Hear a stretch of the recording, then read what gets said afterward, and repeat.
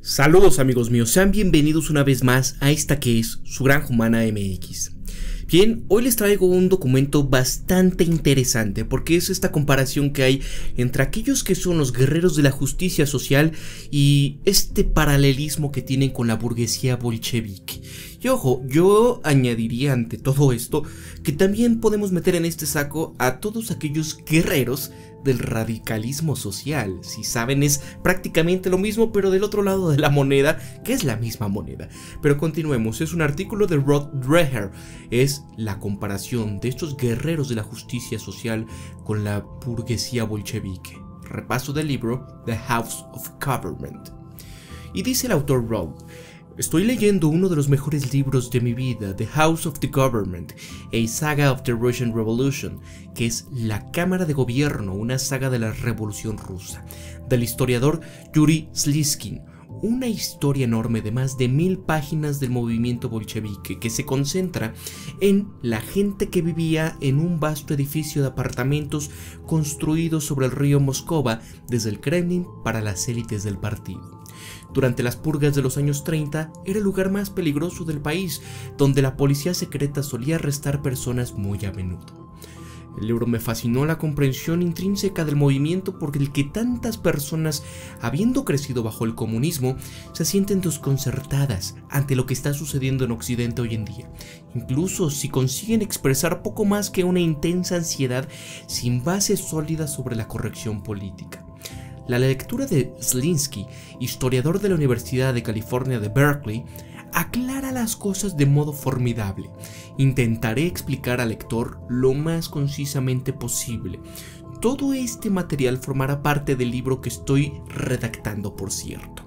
Ojo, este artículo es un documento bastante extenso, así que si quieres llegar a la parte que creo que todo el mundo le interesa, porque todo empieza en todas estas bases, darle estos matices para que entiendan cómo es que hay el paralelismo con la burguesía bolchevique, con estos guerreros de la justicia social, pues sáltate al minuto 12. Entonces continuemos.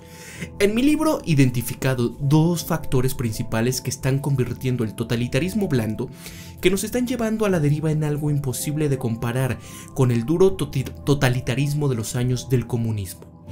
Uno de ellos es la capacidad mucho más adelantada de la tecnología de vigilancia y su penetración en nuestra vida cotidiana en la etapa actual del capitalismo. La otra es la pseudorreligión de la justicia social, cuya santa trinidad es la equidad, la diversidad y la inclusión. El matemático James Lindsay escribió el año pasado un ensayo esclarecedor que analiza la ideología de la justicia social como una especie de religión posmoderna, la llama sistema de fe. Esta lectura de Slinsky sobre el bolchevismo añade mayor profundidad para una correcta comprensión, y que quede claro que la religión de la justicia social no es lo mismo que el bolchevismo que conquistó una nación antes de convertirla en un cementerio. Pero la dinámica psicológica es tan similar que entiendo ahora el movimiento por el que los emigrantes del bloque soviético se sienten íntimamente avasallados por cierta situación terrorífica que parece acercarse a gran velocidad. Daré un breve resumen de las ideas incluidas en este libro de Slinsky. Él describe a los bolcheviques como unos sectarios milenarios en preparación ante el apocalipsis. Relata una breve historia de sectas apocalípticas cuyo inicio tuvo lugar en la Edad de Axial, el periodo comprendido entre los siglos VIII y III a.C., donde los desarrollos simultáneos entre civilizaciones como la China, India, Oriente Medio y grecorromanas causaron un cambio fundamental en la conciencia humana. La era axial introdujo algunos conceptos que siguen acompañándonos a día de hoy, incluyendo la idea de la historia lineal como si fuese una realidad. La religión y los sistemas filosóficos de la era axial desarrollaron un sentimiento de separación de lo que es real, es decir, lo que es material, y lo ideal, lo trascendente. También introdujeron la idea de un tiempo culminario en una batalla final entre el bien y el mal que resultaría en el fin de la historia y el reino eterno de la justicia, la conquista de los ricos y el triunfo de los pobres. Slinsky se extiende sobre estos dos temas de la Biblia hebrea, que era el Antiguo Testamento, pero señala que también coexistieron con otras religiones de la época. las dos religiones abrámicas que surgieron del judaísmo de la edad axial, que es el cristianismo y el islam, que modificaron estos mismos conceptos. El libro del Apocalipsis en la Biblia cristiana es el relato occidental estándar del Apocalipsis, pero no es el único.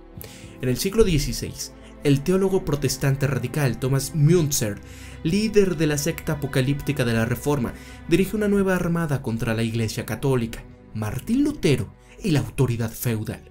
Junto con sus seguidores creían que los últimos días estaban cerca y que la violencia revolucionaria se hacía necesaria para prevenir dicho evento. Estos movimientos, según Slinsky, a menudo dependen de la vigilancia mutua entre virtuosos para mantener a todo mundo bajo control. Era el caso de Ginebra de Calvino, y tenía leyes que prescribían la pena de muerte por violaciones relativamente menores en su código de pureza. En el siglo XVII, el movimiento puritano inglés bajo Cromwell, que es el Moisés puritano, seguiría los mismos pasos. La Ilustración dio a luz a un milenarismo apocalíptico sin Dios. Slinsky no lo menciona, pero quiero mencionar el libro de The Black Mass, que es la masa negra, del filósofo político inglés John Gray. Con mis comentarios aquí. Dice, Gray es ateo, pero no soporta el ateísmo militante de individuos como Richard Dawkins y el difunto Christopher Hitchens.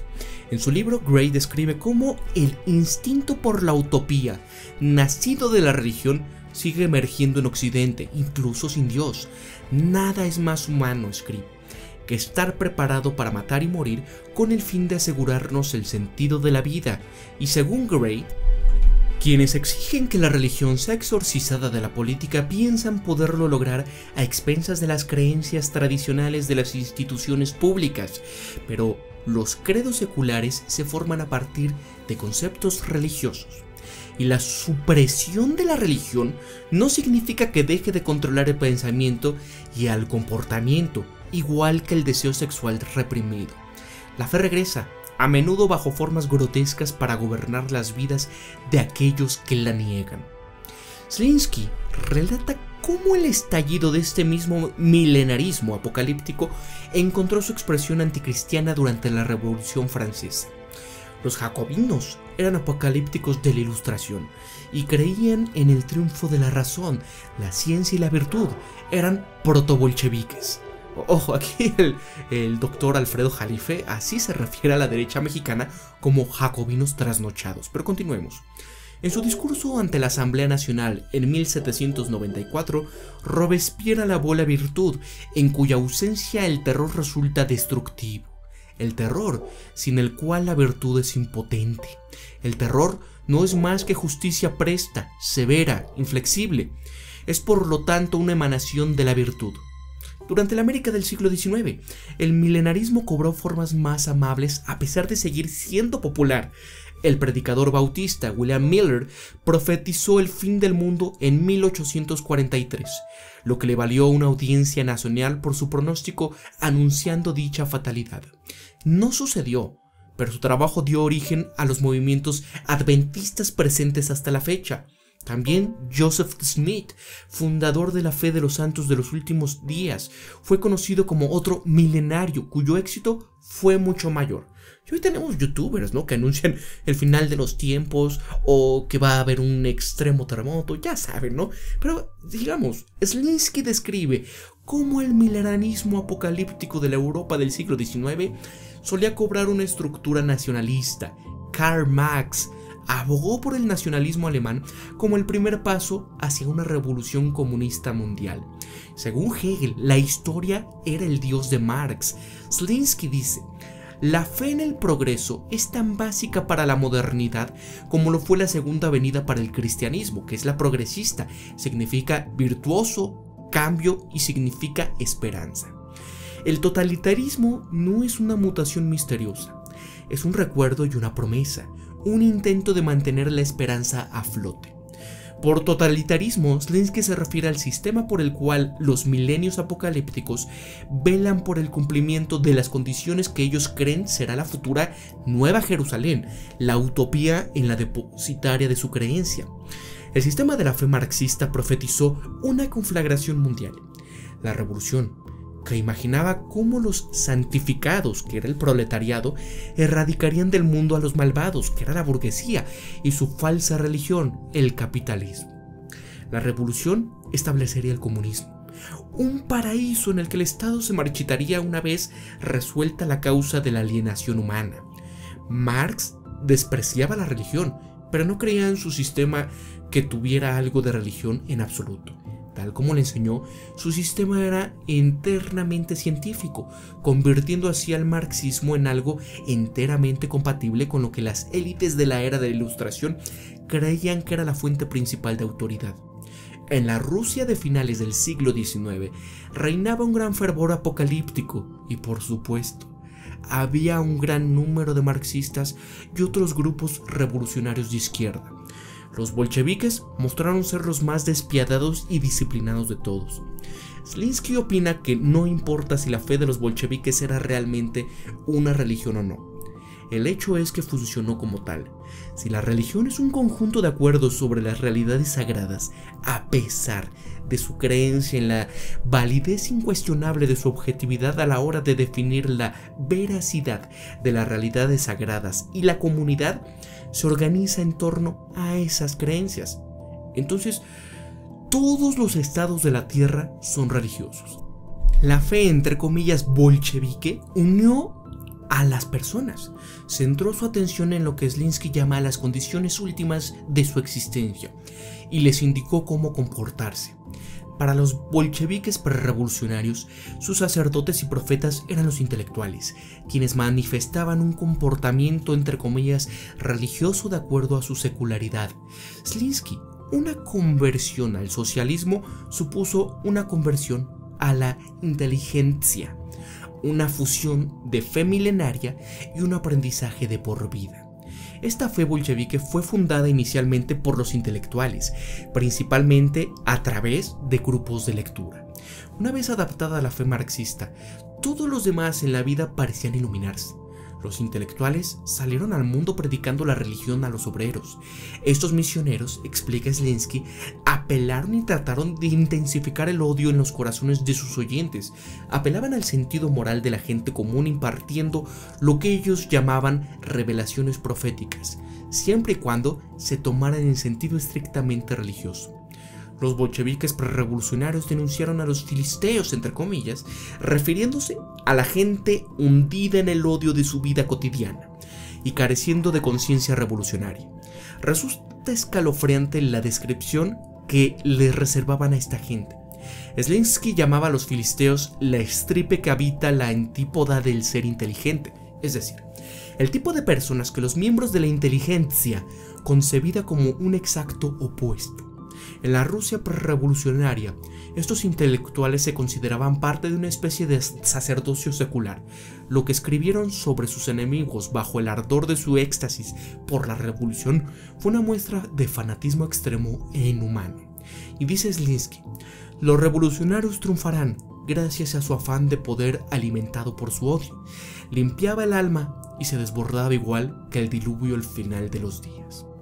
El final de los días es el día del apocalipsis en el que la verdad se hace plenamente manifiesta, donde todo el mal, la injusticia y las mentiras son erradicadas de la tierra como la llegada de la furia sagrada.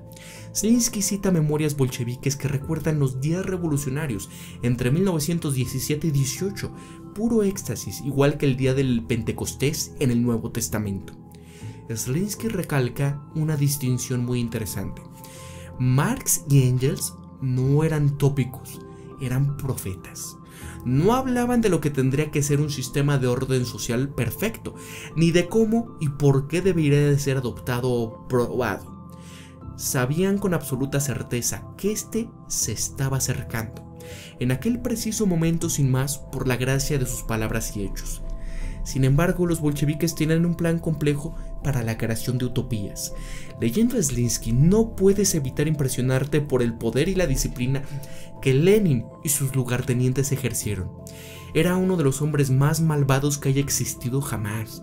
Los relatos de Zelinsky sobre estas, ya saben, ¿no? Eliminación en masa de ciertos enemigos de clase bolchevique bajo la orden de Lenin convierte la sed de sangre de Robespierre en una bagatela, pero era un verdadero genio revolucionario. Para los jóvenes de la Rusia prerevolucionaria, forman parte de estos grupos izquierdistas, le conferían un gran sentido de propósito, de poder y pertenencia. Fíjense en esto, una razón que explica el avance de la conciencia revolucionaria es que los padres, muy a pesar de su dependencia a la estabilidad de la autocracia zarista, no retrocedían ante la radicalización de sus hijos, y Slinsky a los estudiantes casi siempre se les instigaba en su hogar, y casi nunca fueron condenados a convertirse en revolucionarios. El bolchevismo en el poder trató de destruir a la familia tradicional por considerarla incubadora del capitalismo. Slinsky describió cómo toda forma de radicalismo bolchevique dio paso a una ideología más conservadora de la familia, debido a problemas que la sociedad soviética no conseguía resolver. Fieles a su poder, los bolcheviques llevaron a cabo la destrucción apocalíptica del viejo orden, incluyendo la eliminación en masa de ciertos actores enemigos de clase.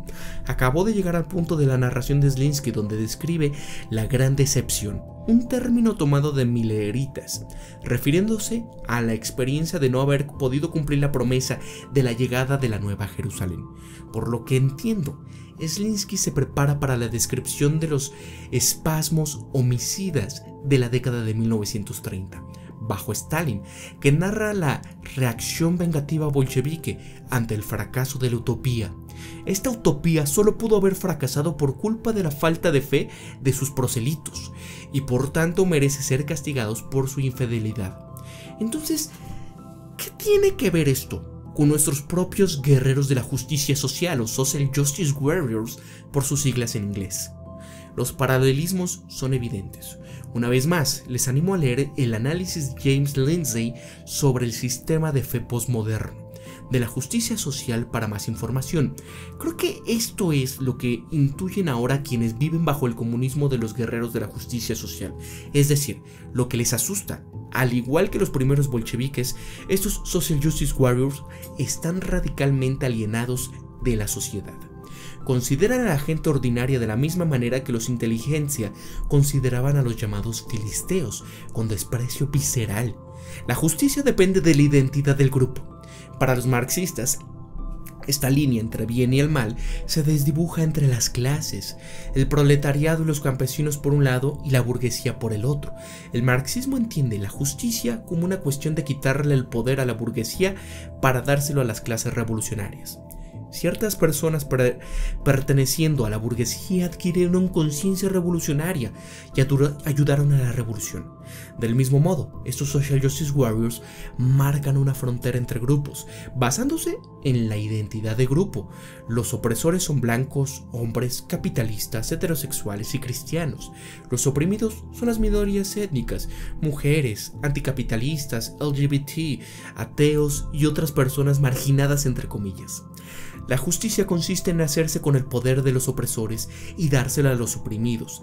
Algunos de los opresores adquieren conciencia revolucionaria y ayudan a la revolución. Son los aliados, entre comillas, y participan de los problemas de los oprimidos ayudándolos. Estos guerreros de la justicia social, al igual que los primeros bolcheviques, son intelectuales cuyo evangelio se difunde recurriendo a la agitación intelectual. Es un evangelio que promueve el odio en los corazones de aquellos que pretenden convertirse en los revolucionarios de la conciencia. Por ello, es muy importante el establecimiento de sus bases en las universidades, donde formarán a los futuros trabajadores que se integrarán en las instituciones de la sociedad cuando el odio ideologizado ya haya cristalizado en ellos. Estos guerreros de la justicia social creen que la ciencia está de su lado, incluso cuando sus afirmaciones no sean científicas. Se trata del viejo truco utópico postilustración que consiste en hacer afirmaciones esencialmente religiosas, pero afirmando que objetivamente son ciertas al mismo tiempo. Cita de una historia de Times: todos nacemos no binarios, el género se aprende. Estos Social Justice Warriors son utópicos creyendo que el progreso significa aplastar cualquier forma de desuso por el bien de la liberación, y después de ser liberados de las cadenas que nos atan, experimentaremos una nueva forma de vida. Esta es una historia de la revista de The New York Times Magazine, aquí del 4 de junio, sobre la destrucción de los géneros binarios. Dice: nuestra charla volvía a cambiar del pasado al futuro. Jacobs comentó lo de prepararse para el día en el que las personas que se cruzasen con la calle dejaran de clasificarse al instante, inconscientemente, como hombres o mujeres, lo que incluso Jacobs hace reflexivamente.